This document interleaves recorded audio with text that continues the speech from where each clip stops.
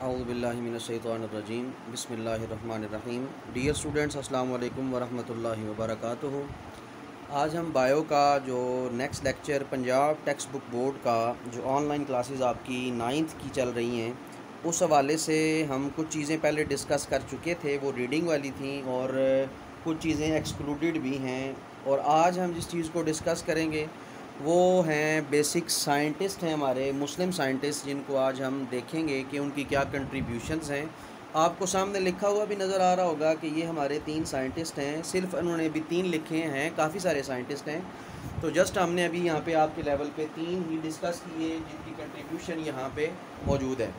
और इसके बाद जो नेक्स्ट वीडियो बनेगी वो आपकी होगी लेवल ऑफ ऑर्गेनाइजेशन। ये हम अलग वीडियो बनाएंगे और अगली जो है वो आपकी अलग वीडियो बनेगी जो होगी लेवल ऑफ ऑर्गेनाइजेशन।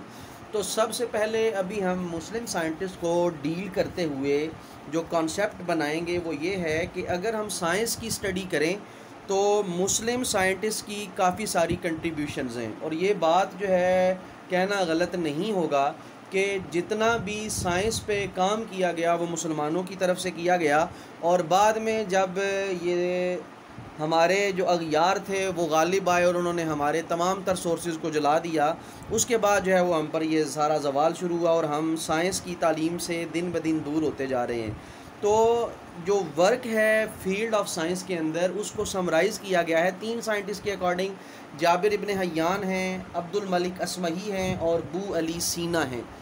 ये 3 साइंटिस्ट हैं जिनको आज हम जो है वो डील करेंगे। सबसे पहले हम बात करते हैं जाबिर इब्न हय्यान की। तो जाबिर इब्न हय्यान वो पहले साइंटिस्ट हैं, या यूँ समझ लें कि साइंसी दुनिया का वो नामवर तरीन शख्स जिसने बहुत सारी किताबें भी लिखी, जिसने एनिमल को स्टडी किया, जिसने प्लांट्स को स्टडी किया, और सबसे बड़ी बात ये सल्फ्यूरिक एसिड, नाइट्रिक एसिड और HCl बनाने में जिस बंदे का सबसे ज़्यादा रोल है वो जाबिर इब्न हय्यान हैं, जिन्होंने ये 3 चीज़ें जो हैं वो बनाई। क्योंकि हम केमिस्ट्री के हवाले से डिस्कस नहीं कर रहे, बायो के हवाले से डिस्कस कर रहे हैं, इसलिए हम यहाँ पे चंद पॉइंट्स लिखे हुए हैं उनको ही डिस्कस करेंगे जो आपकी बुक में शामिल भी हैं। सबसे पहली चीज़ ये है कि he was born in Iran. ये ईरान में पैदा हुए और ये ईरानी थे, नेशनैलिटी इनकी ईरान की थी। इसके अलावा इन्होंने जहाँ पर प्रैक्टिस की अपनी मेडिसिन्स की, यानी डॉक्टरी के लिए, जो उन्होंने अपना क्लिनिक वगैरह बना रखा था या व्हाट्सएवर आप जो भी उसको नाम दे सकते हैं, कि उस वक़्त जो है वो तिब जो है या तबीब के तौर पे मशहूर हुए। और उन्होंने अपनी प्रैक्टिस का आगाज़ जो है वो इराक़ से किया और इराक़ के अंदर आप मेडिसिन्स की प्रैक्टिस करते रहे। उसके बाद जो है अगला पॉइंट के केमिस्ट्री के अंदर अगर देखें तो इनका जो सबसे मेन है वो है एक्सपेरिमेंटल इन्वेस्टिगेशन। किसी चीज़ की एक्सपेरिमेंटल इन्वेस्टिगेशन करनी पड़ती है। मसलन एक कानून बन गया, एक लॉ बन गया केमिस्ट्री का, उस लॉ को एक्सपेरिमेंटल बेसिस पे वेरीफाई किया जाए, वाकई ये लॉ ठीक है या नहीं, डिफरेंट रिएक्शंस करवा के देखा जाए। मसलन हम एक बात कहते हैं HCl प्लस NaOH, जिस तरह कल का लेक्चर भी था केमिस्ट्री का, HCl plus NaOH gives us NaCl plus water.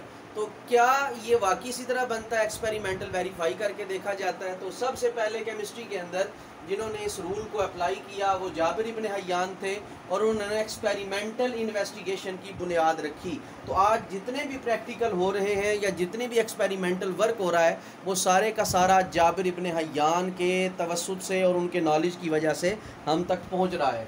और उसके अलावा अगर जाबिर इब्न हय्यान की बुक्स देखें तो बड़ी ज़ख़ीम किस्म की मोटी मोटी बुक्स हैं। जाबिर इब्न हय्यान ने एनिमल्स को और प्लांट्स को स्टडी किया। जो प्लांट को स्टडी किया उनका नाम रखा अन नबातात, क्योंकि नबातात जो हैं अरबी में हम जो है वो ये जड़ी बूटियाँ, दरख्त और जितना भी ये ग्रीनरी है हम उसको नबातात अरबी में कहते हैं, अरेबिक में। तो इसलिए यहाँ पे अन नबातात यहाँ पे लिखा गया। तो प्लांट्स को इन्होंने जो है बेसिकली स्टडी करके एक बुक लिखी। उसके अलावा यहाँ पर आप दूसरा आपको नज़र आ रहा होगा अल हैवान, दूसरी बुक का नाम अल हैवान है। इन्होंने एनिमल्स को स्टडी किया, behaviour of the animals including the human beings. इंसान क्योंकि सोशल एनिमल माना जाता है और इसको हम उर्दू में हैवान नातिक कहते हैं, बोलने वाला जानवर।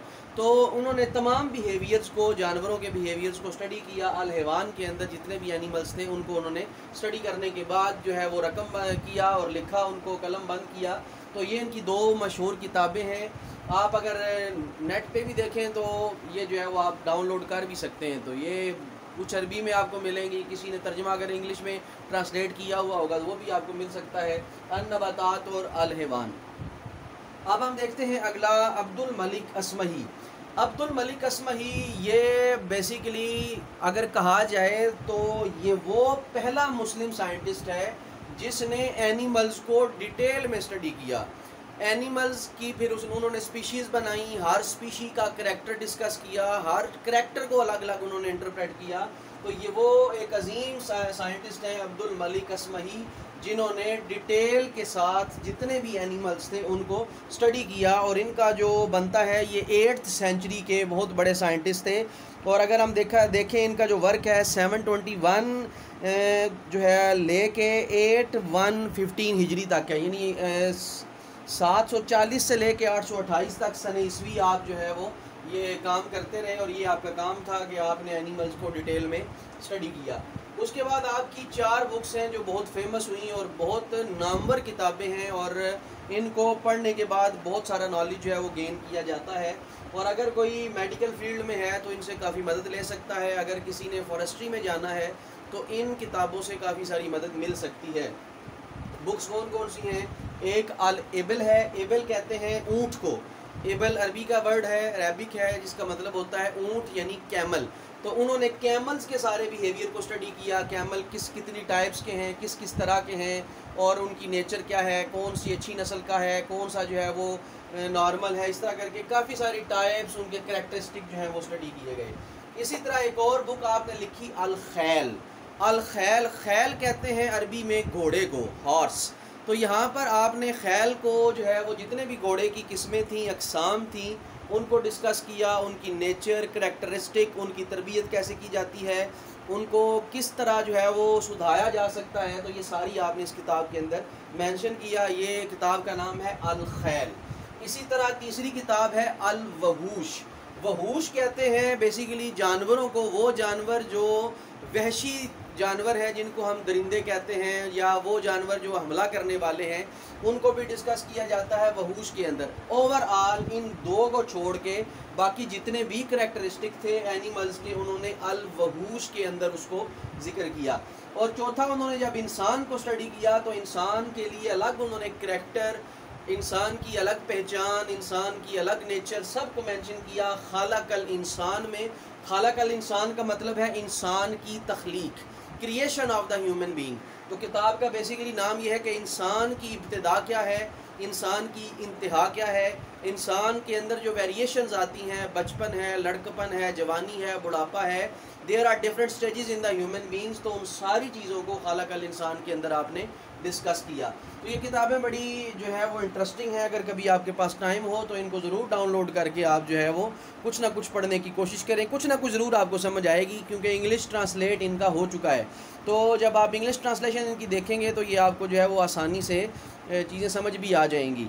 उसके बाद अगर तीसरा देखें, तीसरे साइंटिस्ट हैं अबू अली सीना। अबू अली सीना का इस हवाले से क्या करैक्टरिस्टिक है? अबू अली सीना को हम कहते हैं फाउंडर ऑफ द मेडिसन।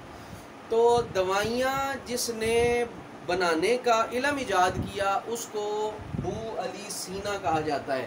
तो दवाइयाँ बनाने का इल्म, ये बेसिकली आपके 9th और 10th सेंचुरी के बहुत बड़े साइंटिस्ट हैं, फ़लसफ़ी हैं, सूफ़ी बुज़ुर्ग हैं। तो आप देखें, ये एक तसव्वुफ़ के साथ साथ एक आलिम दीन होने के साथ साथ एक साइंटिस्ट भी हैं जिन्होंने सबसे पहले दवाइयाँ बनाने का तरीका ईजाद किया, और इनको फाउंडर ऑफ मेडिसिन कहा जाता है। तो उसके बाद इनको अगर हम देखें वेस्ट के अंदर इनका जो अबू अली सीना है, इनको एवी सीना का नाम दिया जाता है। तो ये जो है वो उनका नाम वहाँ पर वेस्ट के अंदर रखा जाता है जी, एवी सीना इनको कहा जाता है, अबू अली सीना को। तो ये बेसिकली एक फ़िज़िशियन थे। फ़िज़िशियन का मतलब होता है जो डॉक्टर होता है, उसको फ़िज़िशियन कहा जाता है। फ़िज़िशियन थे यानी तबीब थे, फ़िलासफ़र थे, बहुत बड़े फ़लसफ़ी थे और हर चीज़ को अक़ल के साथ हल करने में बहुत बड़े माहिर थे। फ़लसफ़े का जिस तरह दरस निज़ामी में किया जाता है, अबू अली सीना का फ़लसफ़ा जो है वो बहुत कम लोगों को समझ आता है, तो इसीलिए इससे अवॉइड भी किया जाता है। फ़लसफ़े से बाज़ लोगों के जहन जो है वो इससे ख़राब हो जाते हैं। लेकिन अगर किसी ने अपने जहन को शार्प करना हो, माइंड को शार्प करना हो, तो इनकी थिंकिंग, इनकी सोच, इनकी फ़िलासफ़ी को इंसान पढ़े तो इंसान का माइंड शार्प रहता है। उसके बाद एस्ट्रोनॉमर थे, जितनी भी कायनात के अंदर तब्दीलियाँ हैं, ये चाँद, सितारे, सूरज वगैरह, कहकशाएँ, इसके बारे में ये काफ़ी सारा जानते थे और इन्होंने अपनी किताबों के अंदर भी इस चीज़ को मेंशन किया। साथ साथ ये शायर भी थे। उसके अलावा इनकी किताब है अल कानून फित तिब। अल कानून फित तिब, ये अगर अलबक्का वाले बच्चे हैं तो आपकी लाइब्रेरी में बाकायदा ये अल कानून फित तिब जो है पढ़ी भी हुई है। अगर नहीं भी तो आप इसको मार्केट से देख भी सकते हैं, ले भी सकते हैं। अल कानून फित तिब में जितने भी मेडिकल से रिलेटेड प्रॉब्लम्स हैं, दवाइयाँ हैं, इलाज हैं, सारे अल कानून फित तिब में जो है वो मौजूद हैं। तो ये जो जितने भी बुक शॉप्स हैं उनसे ये मिल जाती है। उर्दू ट्रांसलेटेड है, तो उर्दू के अंदर तर्जुमा हो चुका है। हो सकता है उर्दू आपके लिए थोड़ी सी उसके हवाले से मुश्किल हो, क्योंकि जो बीमारियां हैं आपने सारी जो हैं वो इंग्लिश में पढ़ी हुई हैं। अगर उर्दू में नाम आएगा तो प्रॉब्लम होगी। बाहर कोई बात नहीं, गूगल हमारे पास मौजूद है, तो आप वो वर्ड लिखें तो बाकायदा आपके पास सारी चीज़ें जो है सामने आ जाएंगी। तो अल कानून फित तिब आपने किताब लिखी, इसको कैनन ऑफ मेडिसिन कहा जाता है। CANON, not NON। CANON का मतलब है कानून और कायदा। अगर NN होता तो इसका मतलब होता जिस तरह तोप होती है, बंदूक, तोप खाना कह लें, तोप कह लें, वो NN के साथ है। यहाँ पे सिंगल N है। कैनन ऑफ मेडिसिन मतलब मेडिसिन के जितने भी कवानीन और जितने भी ज़वाबित हैं आपने अपनी इस किताब के अंदर कलम बंद किए हैं। और ये हमारे 3 बुनियादी मुस्लिम साइंटिस्ट हैं जिनको हम यहाँ पर यहाँ मेंशन कर रहे हैं खुलासे के तौर पे कि ये इनका काम है। तो हमें भी चाहिए कि जब हम इन साइंटिस्ट को पढ़ते हैं हम गौर करें कि हम क्या थे और आज क्या बन गए। हमारी कंडीशन ये है कि हम वो थे कि जिनको बचपन ही से साइंस सिखाई जाती थी, लेकिन आज मयार क्या है, हम 9th में पहुंच जाते हैं, 10th तक चले जाते हैं, हत्ता कि हम इंटर तक चले जाते हैं, हमें साइंस के एस से भी नाव हाव नहीं होती। उसकी वजह क्या है कि हमने अपने असलाफ़ के तरीके को छोड़ दिया। हम जो टीचर्स की रिस्पेक्ट करते थे, हमने वो टीचर्स की रिस्पेक्ट छोड़ दी। तो जब आप किसी का अदब नहीं करेंगे, किताब का अदब नहीं करेंगे, उस्ताद का अदब नहीं करेंगे, इल्म का अदब नहीं करेंगे, तो चीज़ें कभी भी आपके माइंड में सेट नहीं हो सकती। तो अपने माइंड को शार्प करें, अपने माइंड को तेज़ करें और देखें कि आपने अपने असलाफ़ का जो सारी मीरास है किस तरह बचानी है। तो ये इसी सूरत में मुमकिन है कि आप अपने आप को दीन के साथ साथ साइंस की तरफ भी लेके आएँ, ताकि जो है वो आप इस दुनिया में सर्वाइव कर सकें, तरक्की कर सकें और इंसानियत की खिदमत जो है वो इसी सूरत में मुमकिन है। आज के लिए इतना ही। नेक्स्ट वीडियो जो है वो इंशाल्लाह जल्दी आपको अपलोड करके लेवल ऑफ़ ऑर्गेनाइजेशन सिखाए जाएंगे। तो अल्लाह ताला आपका हामी व नासिर हो। अल्लाह हाफिज़। अस्सलामु अलैकुम व रहमतुल्लाहि व बरकातुहू।